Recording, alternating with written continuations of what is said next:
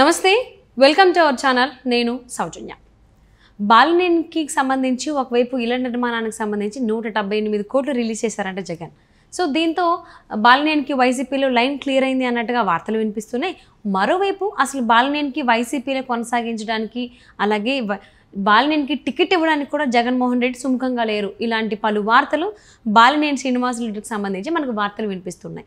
ఈ అంశానికి సంబంధించి మనతో మాట్లాడడానికి పూర్తి విశ్లేషణని మనతో పంచుకోవడానికి ఈరోజు మనతో పాటు ఉన్నారు సీనియర్ జర్నలిస్ట్ జగదేవ్ ఉన్నారు. వారితో మాట్లాడదాం. నమస్తే అండి. నమస్తే. సో బాలినేని గారిని నైట్ అటు తాడిపల్లి ప్యాలెస్కి పిలిపించుకుని ఇల్లు నిర్మాణానికి సంబంధించి 178 కోట్లు జగన్మోహన్ రెడ్డి అప్పటికప్పుడే రిలీజ్ చేశారు. సో దానివల్ల బాలినేనికి వైసీపీలో లైన్ క్లియర్ అయింది అనేటువంటి వార్తలు వినిపిస్తూనే మరోవైపు అసలు బాలినేని వైసీపీలో కొనసాగించడానికి అలాగే టికెట్ ఇవ్వడానికి కూడా జగన్మోహన్ రెడ్డి సుముఖంగా లేరు అనేటువంటి ఇలా పలు రకాల వార్తలు బాలినేనికి సంబంధించి వినిపిస్తూ ఉన్నాయి ఆంధ్రప్రదేశ్ రాజకీయాల్లో. దీనికి సంబంధించి అసలు ఏమంటారు? ఏది వాస్తవం, ఏది అవాస్తవం? అంటే ఇప్పుడు ఏదైతే వలసలు వైసీపీ నుంచి టీడీపీకి కానీ జనసేనకి వలసలు నడుస్తున్న నేపథ్యంలో టీడీపీ జనసేన అలయన్స్ గాలి బాగా వీస్తున్న నేపథ్యంలో రాబోయే ఎలక్షన్స్కి వైసీపీ ఖాళీ అయిపోతుందని కూడా చాలామంది విశ్లేషకులు చెప్తున్నారు. అది మనకి కళ్ళ కట్టినట్టు కూడా కొన్ని సందర్భాల్లో కనిపిస్తుంది. ఎట్లా అంటే రోజుకు ఒకరు ఇద్దరు రాజీనామాలు చేస్తున్నారు, పార్టీ సభ్యతను రాజీనామా చేస్తున్నారు, బయటకు వెళ్తున్నారు.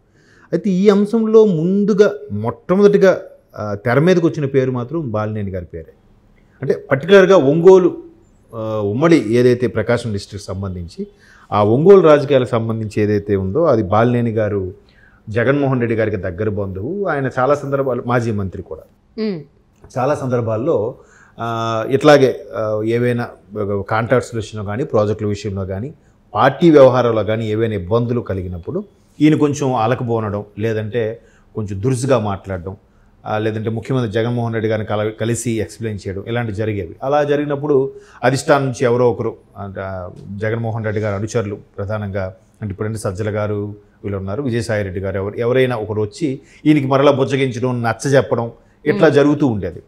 సో ఒక 3 నెలల కిందట ఆయన స్థానికంగా ఉండే కార్యకర్తలతోని పార్టీలో ఉండే ఇన్ఛార్జీలతో, జిల్లాకు సంబంధించిన ఇన్ఛార్జీలతో సమావేశం పెట్టినప్పుడు ఆయన ఒక మాట, అంటే మరి ఏం జరిగిందో తెలియదు, ఒక మాట మాత్రం అడిగారు. జనరల్గా నాయకుడు అనేవాడు ఏంటంటే కార్యకర్తల సపోర్టుతో గెలుస్తారు, అది వేరే విషయం. బట్ కార్యకర్తలకి, ఆయన కింద అనుచరులకి, అనుయాయులకి ఈయన అడ్రస్ ఎలా ఉండాలి? మీరు పంచే మనం ఖచ్చితంగా గెలుస్తాం, ఈసారి గెలిచి తీరుతాం, మనమే రావాలి అన్నట్టుగా ఉండాలి. కానీ ఆయన అక్కడ ఆ రోజు ఆ ప్రెస్ మీట్ చూస్తే మీరందరూ సపోర్ట్ చేస్తారని చెప్పండి, నేను నిలబడతానన్నారు. అంటే బేలగా మాట్లాడుతున్నారు. అంటే ఎందుకో ఆ నిర్లిప్తత వచ్చిందనేది విషయం తెలియదు, కానీ అలా ఇదేంటి ఈయన ఇలా మాట్లాడుతుంటే ఆయన అప్పుడు క్లియర్గా చెప్పాడు, పరిస్థితులు బాగాలేవు, మనకి ఎలా ఉంటుందో తెలియదు పార్టీలో. ఇన్ కేసు మా అబ్బాయిని తీసుకొద్దామన్నా కూడా రాజకీయాలు ఇప్పుడు సరైన తరుణం కాదు, తర్వాత ఎప్పుడో చూద్దాం, ఆయన మీద మనకి ఎంతవరకు ఉంది, బట్ మన మీద ఆయనకు ఉందో లేదో తెలియదు అన్నట్టుగా స్లిప్ అయ్యారు వాళ్ళు. అంటే ఏదో సంథింగ్ ఈజ్ బిహైండ్ దేర్, అక్కడ ఏదో ఉంది అనుకుని మనకు అర్థమవుతుంది. బట్ ఆయన కూడా కొంత చాలాసార్లు జగన్మోహన్ రెడ్డి గారిని కలవడానికి వెళ్తే కలవనివ్వలేదని, లేదా కలవనివ్వలేదని అర్థమవుతుందా, ఆయన కలవడానికి కాదు, మధ్యలోని వ్యక్తులు ఎవరో కలవనివ్వలేదని.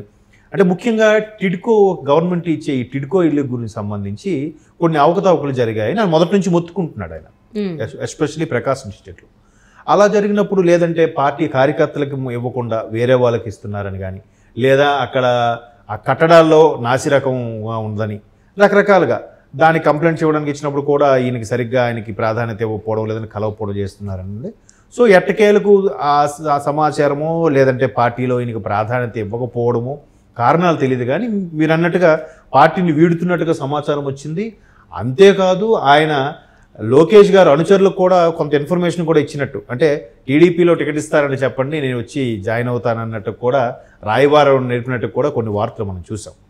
అంటే వీటన్నిటికీ ఎందుకు బలం చేకూరుతుందంటే ఆ మధ్యకాలంలో వైఎస్ విజయమ్మ గారు, వైసీపీ మాజీ గౌరవ అధ్యక్షురాలు గారు ఒంగోలు ఎవరో బాగోలేదని చూడడానికి వెళ్ళినప్పుడు కూడా బాలినేని గారు ఆమెతో కలిసి విన్నవించుకున్నారంట, అమ్మ బాబు మాకు ప్రాధాన్యత ఇవ్వట్లేదు, ఏం మరి ఎవరు చెప్పిన నిర్ణయాలు తీసుకుంటున్నారో కానీ ఇలా పార్టీకి ఇలా అయితే పార్టీకి కార్యకర్తలు కూడా నష్టం అన్నట్టుగా చెప్పినా కూడా ఆవిడ సరే చెప్పు చూస్తానన్నట్టుగానే చెప్పారు. కానీ మొత్తానికి ఈయనకి పార్టీలో ఉండి ఇమ్మడలేకపోవడం అనేది మాత్రం చాలా వార్తలు మనకు వినిపించాయి. ఆయన ప్రెస్ మీట్లో కూడా చాలా సందర్భాలు ఇలా మాట్లాడడం, ఫస్ట్గా అతను పార్టీని వీడనున్నాడు అనే వార్తలు తెర మీదకి బాగా వచ్చింది ఆయనతోనే ఒక విధంగా కదా. సో తర్వాత షర్మిల గారు కాంగ్రెస్ పార్టీలో చేరిన తర్వాత కూడా బాలినేని షర్మిల వైపు వెళ్ళిపోతారు, కాంగ్రెస్ పార్టీలో చేరతారని కూడా వార్తలు వినిపించాయి. రాజశేఖర రెడ్డి గారి కుటుంబంలో చీలికి వచ్చింది. అన్న వైఎస్ఆర్సీపీ, చెల్లి Congress party PCC chief. Okay, ఖచ్చితంగా ఇక్కడ ఇమ్మడలేని వాళ్ళు అయితే టీడీపీ జనసేనకి వెళ్ళాలి. TDP Janasena already full packed, so ఇంకా ఆప్షన్ లేదు. ఖచ్చితంగా రాజశేఖర రెడ్డి గారు బిడ్డ కాబట్టి షర్మిల గారితో వెళ్ళే ఆలోచనలో ఉన్నారు. సో ఇప్పుడు బాలినేని గారు జగన్మోహన్ రెడ్డి గారికి దగ్గర బంధువు కాబట్టి ఇంకా అటువంటి వ్యక్తి కూడా వెళ్ళిపోతే పార్టీకి ఇంకా నష్టం జరుగుతుంది. రకరకాలుగా మాట్లాడుకుంటారు కదా ఎవరికి వారు. సో ఆయన మళ్ళీ బొజ్జగించే ప్రయత్నం ఏంటో తెలియదు. కానీ ఏదైతే ఆ ఇళ్ల నిర్మాణానికి సంబంధించి టిడ్కో ఇల్లు గురించి కానీ ఏవైతే మధ్యలో ఆగిపోయాయో, లేదంటే నిర్మాణం పూర్తి కావలేదో, లేదా అవకతవకలకు సంబంధించి ఈయన ఎప్పటి నుంచో ప్రస్తావిస్తున్నాడు. అది ఎట్టకేలకు జగన్మోహన్ రెడ్డి గారికి రీచ్ అయింది. ఆయన పిలిచి మాట్లాడి అంటే మరలా బొజ్జగించే ప్రయత్నం చేశారు. అంటే ఒకవేళ 170 కోట్లు ఏదో ఇచ్చినట్టుగా అయితే ఇస్తున్నారు. ఇలా ఇవ్వడం వల్ల ఏమవుతుందంటే జిల్లాలో ఉన్న మిగతా నాయకులు, కార్యకర్తలు, కొంతమంది నాయకులకి అంటే ఎస్పెషల్లీ మాగుంట గారికి మొండి చేయి చూపించే అవకాశాలు ఎక్కువగా ఉన్నాయని వార్తలు కూడా వినిపిస్తున్నాయి. ఈయన మరలా పార్టీలో కొనసాగితే బాలినేని గారు, మాగుంట శ్రీనివాసరెడ్డి గారు లాంటి వాళ్ళ వ్యక్తులకి ఈసారి ఎంపీ పదవి, ఎంపీ స్థానం, అదే ఎంపీ టికెట్ సంబంధించి ఇవ్వకపోవచ్చు. బీఫామ్ ఇస్తారా, ఇవ్వరా, లేదంటే ఆయన పార్టీ వీడుతున్నారా అని రకరకాల కథనాలు అవుతాయి. అంతే కదా, ఇప్పుడు బాలినేని గారు వెళ్ళిపోతారు కాబట్టి ఈయన బలమైన నాయకుడు అవుతారని కూడా అనుకున్నారు కొంతమంది. బట్ మళ్ళీ బాలినేని గారు బ్యాక్ టు కదా కంటిన్యూ విత్ వైసీపీ అయినప్పుడు మాగుంట గారికి ఇస్తారా, ఇవ్వరా? ఎందుకంటే జగన్మోహన్ రెడ్డి గారి నిర్ణయాలు ఎలా ఉన్నాయంటే మ్యాక్సిమం సిట్టింగ్ వాళ్ళందరికీ కూడా 60 to 70% నాయకులు ఎవరికి కూడా ఇచ్చే ఆలోచనలు లేరు ఆయన. సో కాబట్టి ఇప్పుడు మళ్ళీ బాలినేని గారు దగ్గర బంధువు కాబట్టి ఆయన పార్టీలో కొనసాగితే మాగుంట శ్రీనివాసరెడ్డి గారు లాంటి వ్యక్తులకి ఈసారి మొండి చేయి చూపించే అవకాశం ఉందనే వార్తలు కూడా వినిపిస్తున్నాయి. అంటే అఫ్కోర్స్ దీంట్లో వాస్తవం ఎంతో ఉండో తెలియదు. బట్ మొదటి నుంచి కూడా బాలినేని గారు ఒక రకమైన మ్యాక్సిమం అక్కడ స్థానికంగా ఉండే ప్రజలకు ఫేవర్గా ఉండాలి, కార్యకర్తలకు ఫేవర్గా ఉండాలనే ఉద్దేశంతోనే ఇక్కడ జరిగే అవకతవకలు కానీ, ఇక్కడ జరిగే ఏవైతే లోటుపాట్లు ఉన్నాయో అవన్నీ కూడా జగన్మోహన్ రెడ్డి గారి దృష్టికి తీసుకెళ్లే ప్రయత్నం చేసేవారు. తర్వాత ఆయన బుజ్జగించడం మళ్ళీ కొనసాగేది. బట్ ఆయన ఈసారి ఎందుకో మొండిపట్టు పట్టడం, ఖచ్చితంగా టీడీపీకి వెళ్ళిపోతారని భయమో, లేకపోతే కుటుంబ సభ్యుడే వాడు వెళ్ళిపోతే మళ్ళీ ఇబ్బంది పడుతారన్న ఉద్దేశమో తెలియదు. కానీ మరలా ఆయన పిలిచి బుజ్జగించారని వార్తలు వస్తున్నాయి. అయితే ఈ 170 కోట్ల వ్యవహారం అయితే నాకు ఇంక పూర్తి స్థాయిలో ఇన్ఫర్మేషన్ లేదమ్మా. కాకపోతే మళ్ళీ బుజ్జగించారు, మళ్ళీ ఆయన పార్టీలో కొనసాగేలాగా చూస్తున్నారు అన్నట్టుగా వార్తలు మేబీ బాలినేని గారు కంటిన్యూ అవ్వచ్చు. ఓకే, అసలు ఆంధ్రప్రదేశ్ రాజకీయాల్లో ఎప్పుడు ఏం జరుగుతుంది, ముఖ్యంగా వైసీపీకి సంబంధించి ఎవరెవరు ఏ నియోజకవర్గంకి వెళ్తున్నారు, ఎటు వస్తున్నారు, ఏంటి ఈ షఫలింగ్ ఏ విధంగా వెళ్తుంది అనేది ఎవరికి అర్థం కాకుండా ఉంది.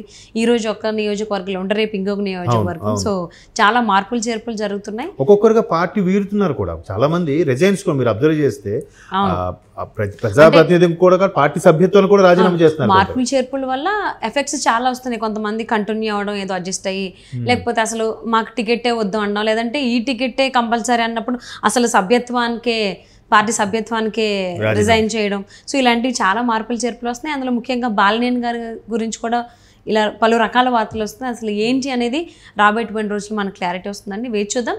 And thank you so much for spending your valuable time with us, Jagdev గారు.